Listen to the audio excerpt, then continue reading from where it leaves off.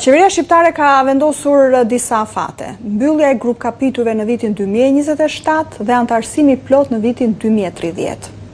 Duke patur parasysh ritmi që po ecet zoti Gjipali, teknikisht sa është i mundur ky objektiv? Mendoj që ende është i arritshëm si objektiv, është i vështirë, po vështirësohet me kalimin e kohës, sepse dhe si që thonë raportet e ndryshme, Shqipëria duhet të rrisi ritmin e reformave. Pra nuk mjafton çfarë kemi bërë deri më sot, por do duhet t'i bëjmë më shpejt dhe më mirë reformat në muajt dhe javët në vazhdim, nëse duam t'i arrijmë këto afate. Kemi një vit e gjysmë, janë mbi 400 akte ligjore në ligjore të parashikuara. Tu flasim edhe për proces ligjor, ndërkohë zbatimi i tyre kërkon shumë më tepër, kërkon financime, kërkon trajnime, përfshirje të gjerë të grupeve të interesit, biznesi që ende në fakt është larg këtij procesi dhe është ai më i prekur në mënyrë drejt për drejt. Po politikisht është i mundur, duke patur parasysh klimën e polarizuar politike në Shqipëri, përveç teknikisht, politikisht? Politikisht është i mundur, ka ndodhur dhe më parë në vende tjera, që dhe kur vendet s'kanë qenë gati sa duhet, për shkak të momenteve politike, është bërë antarësimi dhe aktualisht ka diskutime të tilla, për shembull për Ukrainën, për të pasur një antarësim më të shpejtë dhe për të arritur standardet më pas për shkak të kushteve në cilat ndodhet. Pra, politikisht çdo gjë është e mundur, por ajo që ne na intereson si vend është arritja e këtyre standardeve, sepse është për të mirën tonë. Pra nuk është çështja vetëm e antarësimit, e një formaliteti, po themi shpejtimit të një date, por është e rëndësishme për reformat, për cilësinë e jetës këtu, për nëse nuk ja kemi arritur për dekada me radhë, mund t'ja arrijmë vetëm brenda 3 viteve, apo është çështje vullneti?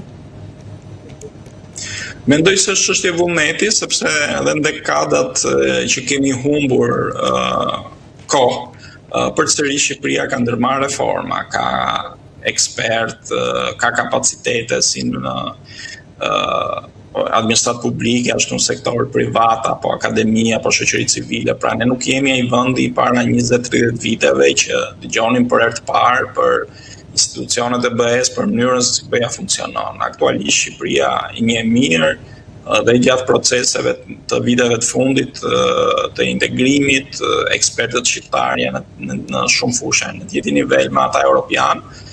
Por vullneti politik, mendoj është ai që ka penguar apo ka ngadalësuar procesin, nëse ka një vullnet qartë politik, pra që shprehet me politika, me veprime, jo me retorik, sepse me retorik ka qenë i padiskutueshëm në 30 vitet e fundit, por me aksione konkrete, mendoj që është i arritshëm.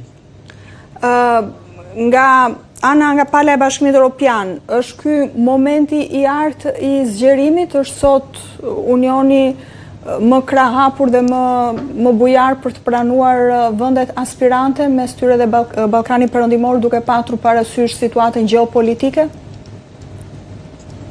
Kjo ngjelet për të parë deri në momentin e fundit. Aktualisht ka një qasje shumë pozitive që mbas 2022-shit, luftës në Ukrainë, për gjithë Ballkanin ka ndryshuar tërësisht nga qasja e 10 viteve më parë, ku as nuk bëj fjalë për zgjerim. Pra është një moment i mirë, gjithsesi procesi është i rrezikuar, sepse siç e thash, mjafton një vend vendosi veton dhe kjo mund ndodhi jo vetëm për arsye bilaterale, por mund ndodhi për arsye që janë jashtë vullnetit të një vendi që synon antarësimin.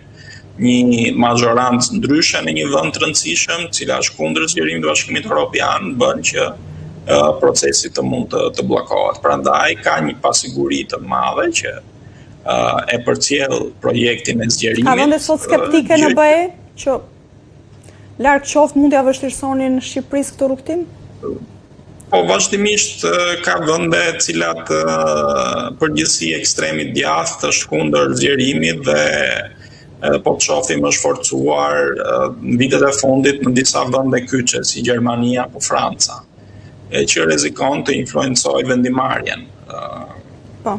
Prandaj mendoj që në çdo moment procesi është rrezikuar. Sa më shpejt, sa më mirë ne arrim të plotësojmë detyrat tona, aq më shumë rrisim shanset vendit për tu antarësuar. Sa më shumë vonohemi, rreziqet rriten, mundet të zbehet kjo fryma pro zgjerim që ekziston, pra është e armjashtë e panjohur.